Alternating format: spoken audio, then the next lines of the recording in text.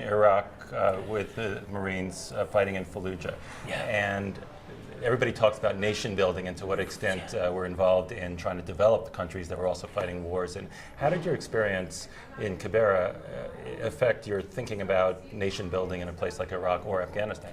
Well, I wanted the best practices of Kibera to make me a better Marine and vice versa.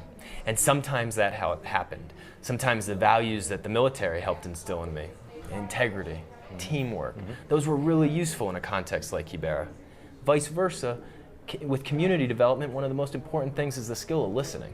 And that's something that as a military, and sometimes even as a nation, we could do a better job with. So there were these overlapping points. But at a fundamental level, we really didn't do it well. We didn't do the nation building work well as a military. And I think it's because we faced fundamental limitations. We're only in these environments for short periods of time, 6 months to 12 months. You're covered in body armor, you're carrying a weapon. It's difficult to build trust. It's difficult to build enduring relationships that can help unlock potential from within communities. And I think that's really the driving point of this book as they coincide between the two worlds, is that at the end of the day, the change has to come from within. So that is true in a context like Iraq. I think it's true in a context like Kibera, and I think it's one of the things we're really wrestling with Afghanistan today.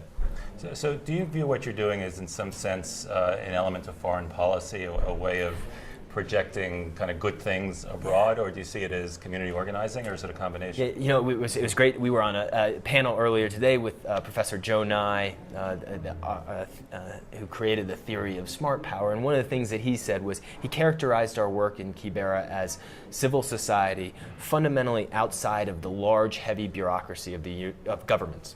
That have and that's important because governments have a really difficult time reaching local communities and working directly with leaders. We call it the participatory approach. So I see our role fundamentally as, for Carolina For Kibera, we're 10 years old now.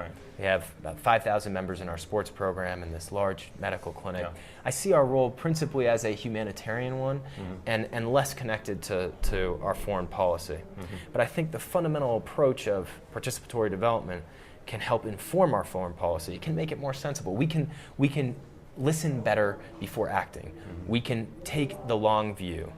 We can recognize that just because we have fancy degrees does not mean that we can't learn something from somebody who's living on under $1 a day. These may sound like simple things, and in some ways they are, yet they're so often lost in the maelstrom of conflict.